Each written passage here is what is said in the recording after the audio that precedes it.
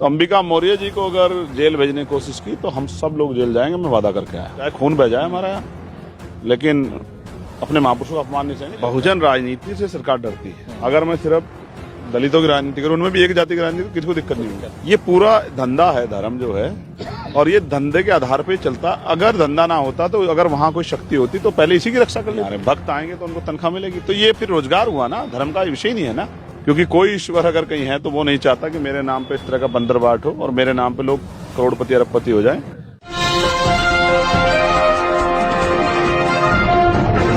साथियों नमस्कार, मैं हूं नीरज पटेल और आप देख रहे हैं नेशनल जनमत। एक जिला पड़ता है सीतापुर, वहां एक गांव है मझीगवा, सेवता विधानसभा में पड़ता है। सांसद चंद्रशेखर आजाद आज उस गांव में आए थे। बड़ी गहमा गहमी थी, सैकड़ों की संख्या में पुलिस बल लगा हुआ था। सीओ एसडीएम लगातार चक्कर काट रहे थे। मैं समझने की कोशिश करूंगा। एक गेट बना हुआ है, मैं ये दर्शक आप जो देख रहे हैं, आपने जिक्र भी किया कि 24 महापुरुष हैं उस पे। जब आप गए तब भी इस गेट पर रुके, वहां से भाषण करके आए, फिर भी आप इस गेट पर रुके। बड़े गौर से आप निहार रहे थे। क्या उसमें ढूंढने की कोशिश कर रहे थे? 1 साल पहले सौरभ किशोर जी के जरिए एक सज्जन मेरे पास आए, इनका नाम है अंबिका मौर्य। तो अंबिका मौर्य जी मुझसे कहने लगे कि भैया मैं एक गेट बना रहा हूँ और मैं चाहता हूँ उसका उद्घाटन आप करें। मैंने कहा गेट वेट तो सामान्य प्रक्रिया बनते रहता है। मैंने कहा मेरे पास तो ऐसे किसी गेट के लिए समय नहीं है। उसने कहा कि भैया मैं वो गेट विशेष बना रहा हूँ। वो विशेष इसलिए कि इस परिवार को समझने के लिए हमें इनके तीसरी पीढ़ी की तरफ जाना पड़ेगा। इनके दादा हुए हैं श्रद्धेय मन बहाल जी, और मन बहाल मौर्य जी स्वतंत्रता संग्राम सेनानी थे। ये इस परिवार ने 1 एकड़ जमीन, जहां 1-1 बीघा जमीन पे कत्ल हो जाते हैं, 1 एकड़ जमीन दी है सरकारी विद्यालय के लिए।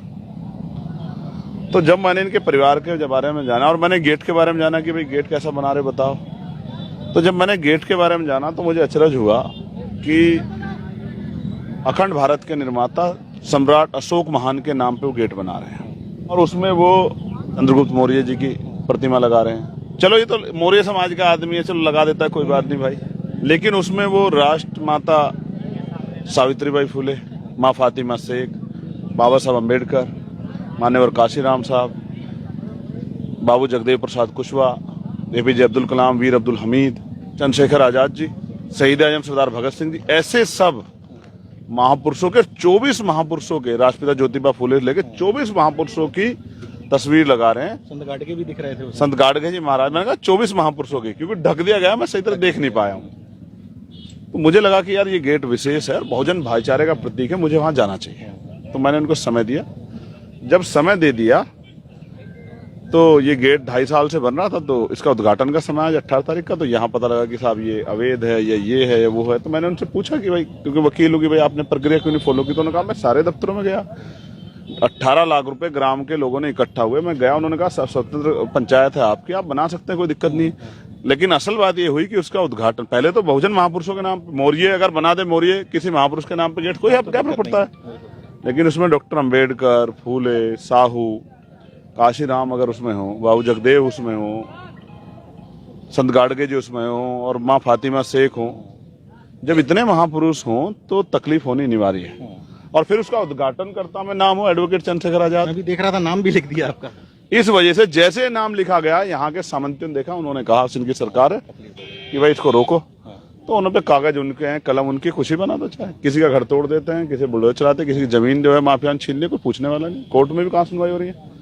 तो उल्टा रात उन पे मुकदमा लिख दिया। अब जब उन पे मुकदमा लिखा गया तो मुझे लगा कि ये समय है अपने साथी के जाके साथ खड़े होने का, वरना लोग ये सोचेंगे कि भाई कोई साथ तो खड़ा नहीं होता। तो मैं उनके परिवार से मिलने आया। गेट का उद्घाटन होना हो, लेकिन अपने परिवार से मुलाकात हो जाए। अब मुलाकात करके लौट रहा हूँ, उस गेट को देख रहा हूँ जिसका उद्घाटन मुझे करना था, जिसमें शहीद आजम सरदार भगत सिंह की तस्वीर अभी तक लगी भी नहीं थी। वो कल लगनी थी, मतलब परसों, वो इन्होंने लगने नहीं दी, रोक दिया, उसको ढक दिया। जबकि मैं वहां से यहाँ तक आया हूँ, सैकड़ों गेट ऐसे हैं जो बने किसी के बाप के नाम, किसी दादा के नाम, किसी चाचा के नाम पे, किसी प्रधान के नाम पे, किसी के किसी XYZ किसी भी नाम पे बने हैं, लेकिन उनकी शायद किसी की जांच नहीं होगी। लेकिन ये मौर्य जी ने बना दिया और उन्होंने एक संविधान पार्क भी बनाने का वो किया है। तो इस वजह से आपत्ति हुई सामंतियों को, उसको रोक लगा दी गई। मन से आपने सीधे शब्दों में चुनौती भी दे दी कि अगर जेल भेजोगे तो जेल भरो आंदोलन करेंगे। हाँ करेंगे। और मैं आपके मंच पे कह रहा हूँ, आप जानते हैं मेरी बात अटल सत्य है। अगर स्वामी अंबिका मौर्य जी को, स्वामी प्रसाद मौर्य जी याद आ जाते हैं मेरे, क्योंकि वो वैचारिक भाई है मेरे। तो अंबिका मौर्य जी को अगर जेल भेजने की कोशिश की तो हम सब लोग जेल जाएंगे, मैं वादा करके आया हूँ। अच्छा। हाँ, और मुकदमों से नहीं डरते हम लोग। जब मेरे सामने उस आदमी ने कहा कि अगर मेरे ऊपर गोली भी चलेगी मैं गोली खा लूंगा, लेकिन अपने महापुरुषों का अपमान नहीं होने दूंगा, उसको कैसे अकेला छोड़ दूंगा। यशवंत मौर्य कल आए थे, वो कह रहे हैं साहब चाहे खून बह जाए हमारा यहाँ, लेकिन अपने महापुरुषों का अपमान नहीं सहेंगे। जब वो लोग खड़े हैं तो मैं कैसे हट जाऊंगा पीछे भाई। मुझे याद आ गया, मैं इलाहाबाद में भी था जब आप पाल समाज की बेटी के इंसाफ के लिए जा रहे थे।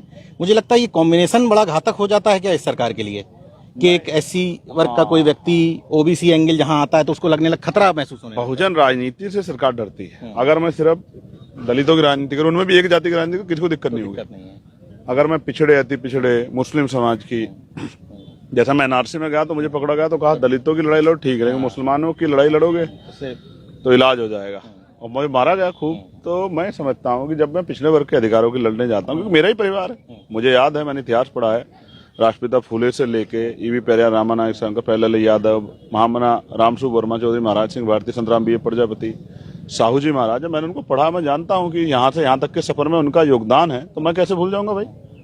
जब आप गर्व से बड़े उससे कहते हैं कि मैं सम्राट अशोक का वंशज हूँ, क्या भाव होते हैं ये कहते हैं? भाव देखिए, गौरव के भाव हैं। जब आपके महापुरुषों ने अपने त्याग, अपने बहादुरी, अपने पराक्रम से लोहा मनवाया हो दुनिया में, तो उनका वंशज कहने में तो पराक्रम महसूस होता ही है। लेकिन जब हम वो सिर्फ देखिए उनके पराक्रम को याद करके काम नहीं चलेगा, तो हमें पराक्रम दिखाना पड़ेगा ना, भाईचारा बनाना पड़ेगा, और लुटे पिटे लोगों को उनकी आवाज बनकर उनको आगे मजबूत करना पड़ेगा। ये हमारा दायित्व है। आपने लुटे पिटे शब्द कहा तो पता नहीं अचानक से उत्तर प्रदेश में बैठे हैं आप, तो लूट शब्द से पता नहीं क्यों अयोध्या की याद आ जा रही है इस समय। वहाँ लूट नहीं, वहाँ डाका पड़ा है। डाका पड़ा है, क्योंकि लूट तो उसकी एक सीमा होती है, डाके की सीमा नहीं होती, तो निरंतर होती रहती है। देखो उन्होंने एक चीज स्पष्ट कर दी, अगर अब भी लोगों की आंख ना खुले, मैं साइंटिफिक टेम्परामेंट को मानता हूँ कि वहां जो ये खेल हो रहा है, उनको पता है, जो लोग इस खेल कर रहे हैं, कि कोई देखने वाला नहीं, कोई रोकने वाला नहीं, इस तरह का कोई शक्ति नहीं जो हमें इस अपराध को रोक दे। ये पूरा धंधा है धर्म जो है, और ये धंधे के आधार पे चलता। अगर धंधा ना होता, तो अगर वहां कोई शक्ति होती तो पहले इसी की रक्षा कर लेती है। इस तरह का भाई लोगों के चंदे के साथ, लोगों की मेहनत कमाई का, उनकी आस्था का खिलवाड़ ना होने देती। तो मैं तो मानता हूं ना कि ये सब खेल इसलिए किया गया है, धर्म का खेल इसलिए किया गया है, जिससे लोग मुख्य मुद्दों पर ना जा पाए। अयोध्या झांकी है, मथुरा काशी बाकी है। हाँ, अभी तो अयोध्या खत्म नहीं, मथुरा आ गया। मथुरा आ गया तो अब काशी बाकी है बस। हम मैं फिर आपसे कह रहा हूँ, आपको कोरोना काल याद होगा, हमारे जो पुजारी साथी हैं वो उन्होंने सरकार को लिखा पत्र कि भाई हमारी तनख्वाह तय कर दीजिए, क्योंकि भक्त नहीं आ रहे, भक्त आएंगे तो उनको तनख्वाह मिलेगी। तो ये फिर रोजगार हुआ ना, धर्म का विषय नहीं है ना भाई, ये लोगों की आस्था का वो है। मैं तो कह रहा हूँ इसको लगा दो ना, आप सारा मेडिकल कॉलेज बनवा दो, आप इससे लोगों को रोजगार दे दो। मान लीजिए आपकी सरकार होती और उसमें ऐसे लूट चल रही होती तो आप क्या करते? लूटने वाले, पहले की बात तो इस नाम पे लूट नहीं होती, राम के नाम पे लूट नहीं होती। आप समझे, हम किसी की आस्था के खिलाफ नहीं, लेकिन राम के नाम पे लूट नहीं होने देंगे, पहली बात। दूसरी बात, लूट करने वाला चैन से नहीं सोएगा। और तीसरी बात, बिना एफआईआर के एसआईटी नहीं बनती है। पहले एफआईआर तो प्राथमिकी तो दर्ज करो, तभी तो जांच करो, और करो जांच। मैं फिर आपसे कह रहा हूं, हम हर इस तरह के पैसे को जो जनहित के काम में, क्योंकि कोई ईश्वर अगर कहीं है तो वो नहीं चाहता कि मेरे नाम पे इस तरह का बंदरबाट हो और मेरे नाम पे लोग करोड़पति अरबपति हो जाएं। इस पैसे का सही उपयोग होना चाहिए। हॉस्पिटल बने, कॉलेज बने, यूनिवर्सिटियां बने, एग्रीकल्चर के फार्म्स बने, उस तरह की चीजें बने, वेंडर जोन बने, जिससे कि लोगों का भला।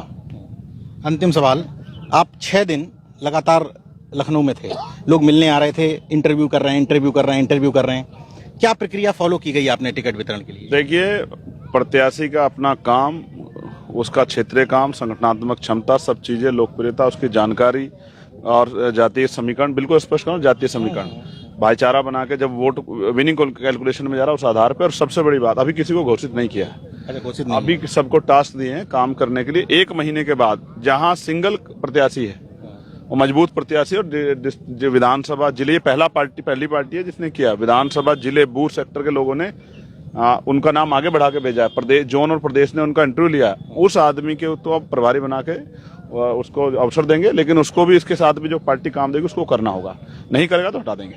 जिस बहुजन कॉन्सेप्ट की आप बात करते हैं मंचों पे, अभी किसी का टिकट प्रत्याशी डिक्लेयर नहीं किया। प्रभारी बनाएंगे, तो अगर प्रत्याशी लिख रहे हैं तो गलत है। गलत है। प्रभारी बनाएंगे और 1-1.5 महीने का जो काम पार्टी उनको देगी, वॉल पेंटिंग का, भाईचारा कमेटी को दुरुस्त करने का, और बूथ कमेटी को सक्रिय करने का, सेक्टर कमेटी सक्रिय करने का, और छोटी छोटी मीटिंग करने का, और तमाम तरह के जो 33 मुद्दे उनको घर घर तक पहुंचाने का। अगर सक्रिय नहीं लगेगा तो हटा देंगे। कोई धन थोड़ा ही ले रहे हैं इसके एवज में। काम जो करेगा वो आगे बढ़ेगा। मतलब ये स्पष्ट है कि टिकट के नाम 50,000 सीटों पे शेड्यूल कास्ट के नौजवानों को 100 पे भी जा सकता है। पढ़े लिखे नौजवान जहाँ समीकरण है उनको टिकट देंगे। पढ़े लिखे नौजवान, हाँ, पढ़े लिखे नौजवानों, काम करने नौजवानों को, जिनके क्षेत्र में पकड़ है, उनको चाहे पैसे भी कम हो उनको भी टिकट देंगे। ठीक है, सबको टिकट देंगे जो काम कर रहा है। जिस बहुजन कॉन्सेप्ट की बात आप मंचों से करते हैं, जिस तरह से प्रत्याशी आए, तो लगा आपको कि कंप्लीट बहुजन आ रहा है टिकट मांगने के लिए? कोई जाति ऐसी नहीं है schedule caste, schedule tribe, backward की जिसका व्यक्ति टिकट मांगने ना आया। अच्छा, सैन विश्वकर्मा से लेके प्रजापति पाल कश्यप, मौर्य साक्य कुशवाहा, बिंद राजभर, केवट मल्ला, जाट गुजर यादव, लोधी, तमाम पटेल, सब लोग, और सबको टिकट देंगे? हाँ जी, मैं फिर कह रहा हूँ, समीकरण बनाएंगे, जातीय समीकरण बनाएंगे, जिसका भी हक बैठता उसको देंगे, और जिसका हक नहीं बैठता उसको भी एडजस्ट करके देंगे। लेकिन देंगे, उनका नेतृत्व खड़ा करेंगे और उनकी बातों पे लड़ने वाला। और जो 15% अतिरिक्त पिछड़े वर्ग को आरक्षण की बात की है, 100 में से 15 नौकरी देंगे। प्रमोशन में SC ST OBC को देंगे। कक्षा 1 से 12 स्कूलिंग फ्री करेंगे। अच्छे स्वास्थ्य व्यवस्थाएं करेंगे। पुलिस के भाइयों का काम करेंगे। आशा, आंगनबाड़ी, भोजन माता, पंचायत सहायक, रोजगार से सेविकाओं को, सहायकों को, सबको उनका अधिकार देंगे तो देंगे। सांसद चंद्रशेखर आजाद आज सीतापुर की एक सेवता विधानसभा में हैं। इसी गेट को लेकर के पूरा विवाद है, क्योंकि यहाँ 24 महापुरुष लगे हुए हैं। कहाँ गर्मी में धूप में घूम रहे हो? पैर जल जाएंगे, मिट्टी में मत जाओ आप। बाकी देखते रहिए नेशनल जनमत, जागरूक और सजग बने रहिए। जय विज्ञान, जय संविधान, जय लोकतंत्र। धन्यवाद।